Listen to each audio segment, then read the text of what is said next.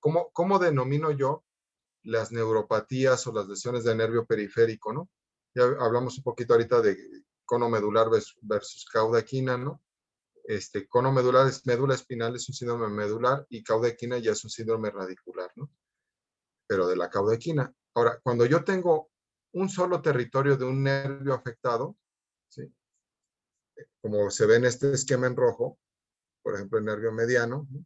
Entonces yo hablo de una mononeuropatía. Si yo tengo dos territorios o más, 3, 4 territorios de nervios, pero en zonas distintas, ¿no? Es decir, no corresponden a una zona en especial. Por ejemplo, yo tengo aquí un área del circunflejo y un área del tibial, ¿no? Entonces, o una dermatoma aquí de L4, ¿no? Entonces, y pues correspondería a L5, ¿no? Entonces, pero son nervios, ¿no? Entonces, esto no corresponde al mismo nervio del mismo lado, son en distintas regiones. Entonces yo digo, bueno, tengo mononeuropatía porque es un solo nervio, pero al ser varios nervios afectados diferentes, digo mononeuropatía múltiple, ¿no? Ahora, si yo tengo afectado toda la extremidad, ¿no? De un solo lado, pero es síndrome de neurona motora inferior, ¿no? O sea, no superior, porque si no yo diría una monoparesia braquial, ¿no? Pero cuando se afecta el plexo braquial, yo digo plexopatía, ¿no? Puede ser lumbar o pélvica o braquial, ¿no? Y en el caso, que eso es lo más frecuente, ¿no? De todo esto, lo más frecuente es esto, la polineuropatía. Pero la polineuropatía tiene que cumplir un requisito. Son simétricas. Es decir, que lo que yo tengo afectado de un lado, del lado derecho, lo tengo afectado igual del lado izquierdo, ¿sí? Y generalmente son en las 4 extremidades. Entonces, para yo decir polineuropatía, es que yo hablo de una afección en todas las extremidades y simétricas. En este caso sería distal, podrían ser proximales, ¿no? Entonces yo a la polineuropatía le voy a ir poniendo su nombre de acuerdo a lo que encuentro. Entonces, polineuropatía implica que ya, a diferencia de mononeuropatía múltiple, ¿no? Que no son simétricas, aquí son simétricas. Si se fijan, tienen afectado las dos manos y las dos piernas y pies, sin un territorio específico de un nervio ni de una raíz nerviosa. ¿Sí? Más bien corresponde a una distribución que yo ya les decía en guante o calcetín. Pero igual esto rojo podría estar en la cintura escapular y la cintura pélvica y sería proximal, ¿no? Entonces, aquí yo diría, tengo una polineuropatía distal, ¿no? Con distribución en guante y calcetín, si lo quiero decir. Y ya si es sensitiva, le pondría polineuropatía sensitiva distal. Si es motora, le pondría polineuropatía motora distal. Si es mixta, le pondría polineuropatía mixta distal, ¿no? Y yo ya entiendo lo que implica, ¿no? O si es proximal motora, de esta forma yo denomino las polineuropatías. ¿Les quedó claro? Sí, sí, doctor. Sí, doctor. Entonces, es importante que tengamos claro, ¿no? Ahora, estamos hablando de nervio, ahora vamos a regresarnos a la raíz nerviosa.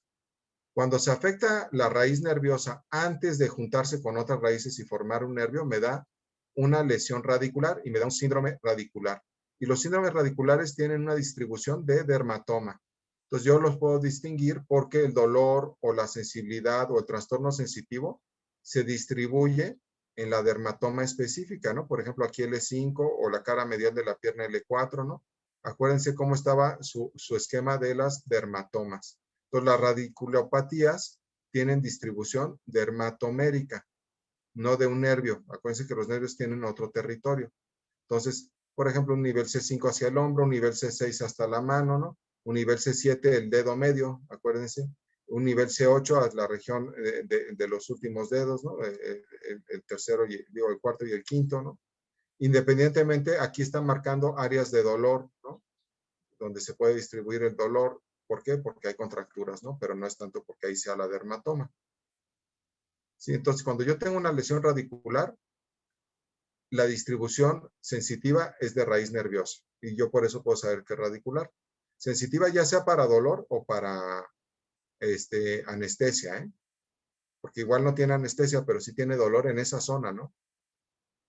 Ahora, es muy típico que yo le pregunte al paciente, ¿no? Oye, ¿qué dedos de la mano se le duermen o en qué dedos de la mano siente dolor? Y me dice, no, pues estos dos o estos dos o estos.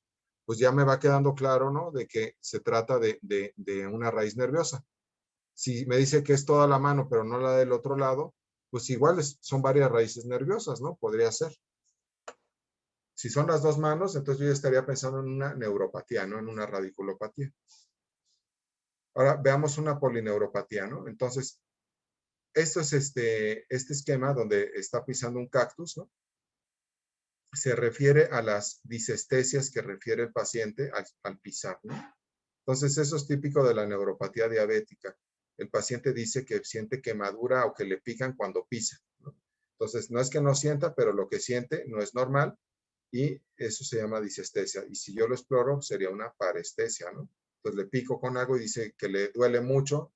Si todo lo que hago como estímulo duele es alodinia, ¿no? Pero si lo que hago se siente diferente como quemadura, es una parestesia.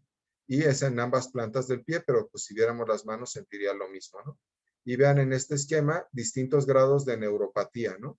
Es decir, que aquí apenas se está empezando, ¿no? Se está distribuyendo en territorios, pero son simétricos, ¿no? O ya tiene esta distribución ya más amplia, ¿no? ¿Vamos bien? Sí, doc. Sí, Entonces, acuérdense que una neuropatía, yo voy a decir si es sensitiva o motora y si es proximal o distal. O incluso le podría poner si es vegetativa, ¿no? Porque también hay neuropatías que afectan el sistema nervioso simpático y parasimpático y en ese caso se caracterizan por cambios de coloración, sudoración, edema, ¿no? Entonces, yo podría poner también eso, ¿no? Ahora, les voy a poner el ejemplo. El 70% de las polineuropatías son por diabetes, ¿no? El otro 30% por otras enfermedades que pueden ser muchas, ¿no? Dislipidemias, problemas metabólicos, enfermedades congénitas, intoxicaciones por metales pesados. Hay cantidades, ¿no? Que nos pueden dar. Y todavía en las polineuropatías, hasta un 15% se quedan sin diagnóstico, ¿no? Que no sabemos qué es lo que la provoca, ¿no? Entonces, a veces tenemos que hacer hasta biopsias de los nervios para saber qué lo está enfermando, ¿no? En las polineuropatías. En este caso, pues estamos viendo la enfermedad del diabético, ¿no? Y pues aquí están viendo, ¿no? En un pie, ¿no? Aparte de la sensación de quemadura que también la tienen las manos cuando pisa, y cualquier diabético que tenga más de 6 años de evolución, ya empezaría con datos y la mayoría después de 15 años, todos tienen síntomas, aún los bien cuidados, ¿no?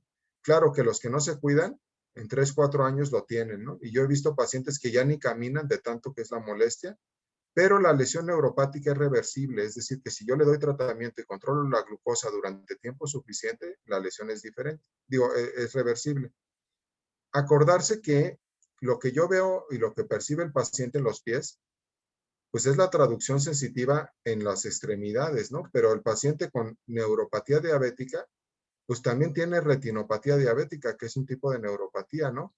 Y en el fondo de ojo, que aquí lo pueden ver, ¿sí ven el fondo de ojo de este paciente? Sí, doctor. ¿Sí? Sí, Aquí sí está, se ve. vean la papila, ¿no? Que está un poco más medial que lateral, o un mucho, ¿no? Hacia esta zona estaría la fobia, ¿no? Y vean la salida de los vasos, ¿no? Las venas que son más ingurgitadas, pero aquí por la neuropatía pues se ven acintadas. Y vean toda la serie de hemorragias en flama que tiene el paciente y pudiera tener algunos exudados cotonosos, ¿no? En esta, por ejemplo y todo eso corresponde a retinopatía diabética. Grave porque los deja ciegos, ¿no? Aparte de proliferación vascular, ¿no? Por la misma, entonces, si yo veo esto, pues el paciente también tiene retinopatía y tiene visceropatía y tiene enfermedad vascular por todo el cuerpo y también seguramente tendrá daño renal o nefropatía, ¿no? Y no es como en este esquema, son los dos riñones, ¿no? En este esquema, pues de un lado nos pone un riñón normal y el otro con cambios atróficos por la nefropatía diabética.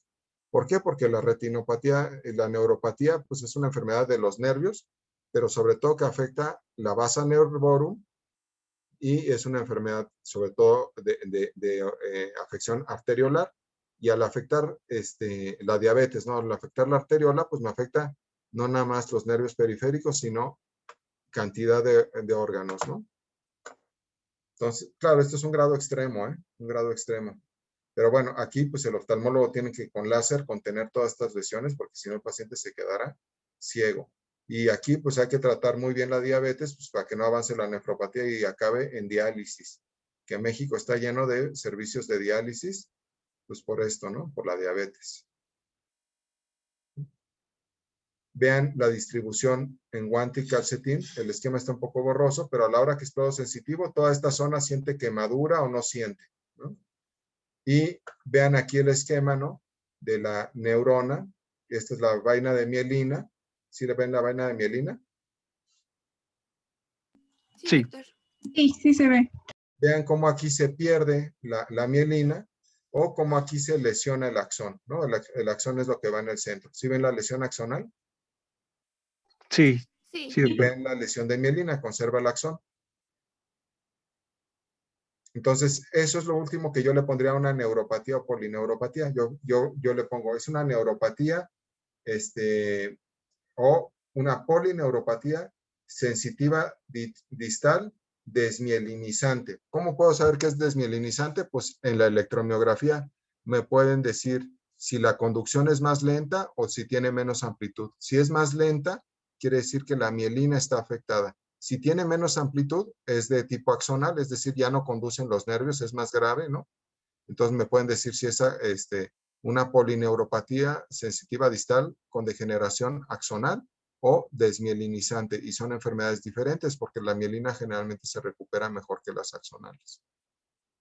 ¿Sí les queda claro todo lo que tengo que poner en una neuropatía, polineuropatía? Sí, doc. Sí. Este esquema sería el signo del Hermit, ¿no? El que habíamos visto, ¿no? El toque de la descarga por una lesión radicular. Ahora, una mononeuropatía. Entonces, vimos polineuropatías, ¿no? Simétricas, distales, proximales, motoras, sensitivas, vegetativas, desmielinizantes o con lesión axonal, ¿no? Y ahora vamos a ver cuando se lesiona un solo nervio. Entonces, cuando se lesiona un solo nervio, generalmente hablamos de nervio periférico. Y recuerden que el segundo par y el primer par, o sea, el óptico y el olfatorio, no son nervio periférico, son extensiones del sistema nervioso central. La mielina está a cargo de oligodendrocitos, ¿no? Del nervio, y por lo tanto realmente no es un nervio periférico. ¿Por qué? Porque pues no corresponde su estructura anatómica a eso. Es susceptible a enfermedades de mielina del sistema nervioso central, ¿no? El óptico y el olfatorio. Pero a partir del tercer par y todos los demás pares craneales ya son nervios periféricos y por lo tanto me pueden dar síndromes que corresponden a nervio periférico. En este caso, ¿sí? Si ustedes se fijan, está teniendo datos de un tercer par del lado derecho del paciente, es decir, el ojo queda en abducción, ¿no? Le pide a uno que vea hacia el frente y no puede porque domina el sexto par. Entonces, sería datos de un tercer par en este caso, ¿no? O en este caso, todavía más grave, ¿no? Un tercer par con ptosis palpebral, ¿sí? ¿Por qué? Porque domina el orbicular. Ya el elevador del párpado está fléjico y hay caída del párpado, la pupila dilatada y obviamente si yo le pido que haga movimientos, pues le va a costar trabajo hacer la aducción y la abducción va a ser muy sencilla, ¿no? Entonces, en estos casos serían ejemplos de tercer par parcial, tercer par completo y son mononeuropatías del tercer par. En este caso sería un síndrome de túnel del carpo y vean cómo se comprime el nervio mediano a nivel del túnel del carpo, que es una enfermedad ocupacional descrita en 1960, antes no se conocía como tal, y el paciente va a tener un dolor y parestesia, pero no en el territorio de C6, ni en el territorio de C7, ni en el de C8, sino en un territorio del nervio, que es el nervio mediano, ¿sí? Que tiene esta distribución. Si se fijan, la distribución afecta el primero, segundo, tercero y la mitad del cuarto dedo de la mano, parte de la palma, respetando la porción medial de la palma que correspondería al nervio cubital, ¿no? Entonces, yo ya viendo esta distribución que el paciente me puede decir que tiene dolor en esta zona, ¿sí? Yo ya puedo saber que es nervio mediano, ¿sí? Y si aparte tiene atrofia tenar, ¿no? En la zona, pues es que está afectado también esta rama recurrente del nervio mediano que va al músculo de la región tenar, Sí, el mediano, pues aparte tiene que ver con otros músculos flexores, pero en la palma de la mano básicamente es sensitivo y inerva la región tenar. Es decir, que el paciente no tiene pléjica la mano, tiene atrofia tenar, pero puede seguir haciendo la flexión y puede seguir moviendo sus dedos. Pero sí tiene un área de anestesia en esta zona. ¿Sí ven mi mano? Sí, sí, doctor. Y generalmente con lo primero que empiezan es con dolor nocturno, ¿no?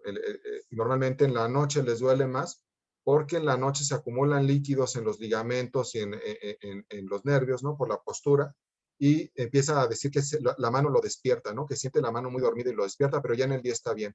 Con el tiempo, y puede ser una o las dos manos, y es una enfermedad ocupacional, le sucede mucho a los que están manejando mouse todo el tiempo porque lo apoyan, a las secretarias que están escribiendo todo el tiempo porque apoyan, a los dentistas por los aparatos que usan, a los veterinarios, ¿no? Y bueno, los médicos no estamos exentos de esto, pero es una enfermedad ocupacional, ¿no? El ligamento se empieza a hipertrofiar por tanto uso, tanto apoyo, ¿no? Y me comprime el nervio y les digo, empieza la compresión a sentirse primero en la noche, luego con el tiempo empiezo a tener también síntomas en el día y en la noche es muy molesto, o sea, ya está muy incómodo de que todas las noches se despierte y tiene que andar moviendo la mano para mejorar, ¿no? Y les digo, en el día ya empieza a molestar y empieza a atrofiarse esto, y ya la siente dormida, ¿no? Se corta y no se da cuenta, ¿no? Y aparte el dolor se va a irradiar un poco hacia la cara del antebrazo, en la zona anterior que es territorio del mediano, pero normalmente empieza acá. Y yo a la hora de la exploración puedo hacer una maniobra donde comprimo a nivel del retináculo, ¿no? En esta zona, en la muñeca, ¿no? Prácticamente a nivel del carpo, ¿no? Y comprimo fuertemente, que es el nervio va a pasar justamente por debajo de un ligamento transverso del carpo, pasa abajo el nervio. Entonces, al apretar yo el ligamento, comprimo más, y si el paciente empieza a decir que se le duerme la mano igual, con el ratito que yo comprima, pues es que es un signo positivo y se llama TINEL, ¿no? Con T-I-N-N-E-L, TINEL, ¿no? Sí, y le puedo también pedir que haga este movimiento, y esto se llama Fallen, y pues lo mismo, estoy comprimiendo de los dos lados, ¿no? Y el paciente percibe igual que se le duerme la mano. Y con eso yo tendría el diagnóstico. Obviamente puedo mandar y hacer una resonancia o una electromiografía para ver si lo voy a operar. La realidad es que el 70% de estos casos, con pura terapia física, van a salir adelante. Los mando a hacer ejercicios de la mano, etcétera, a una terapia física, y mejoran el 70%. El otro 30% acaban en cirugías donde yo corto el retináculo, que es una cirugía muy bonita porque se ve el nervio muy claro, ¿no? ¿Les queda claro el túnel del carpo? Sí, sí quedó claro. Lo van a ver seguido, ¿eh? Y acuérdense, la clave es que empiezan a quejarse primero de noche, ¿no? Dicen, es que se me duerme mucho la mano, y entonces prueban TINEL y Fallen, y si sale positivo, pues quiere decir que lo tiene, mándenlo a terapia, ¿no? Y bueno, con esto acabaríamos este tema, ¿no? De los síndromes sensitivo-motores. Recorrimos prácticamente todo, ¿no? Desde el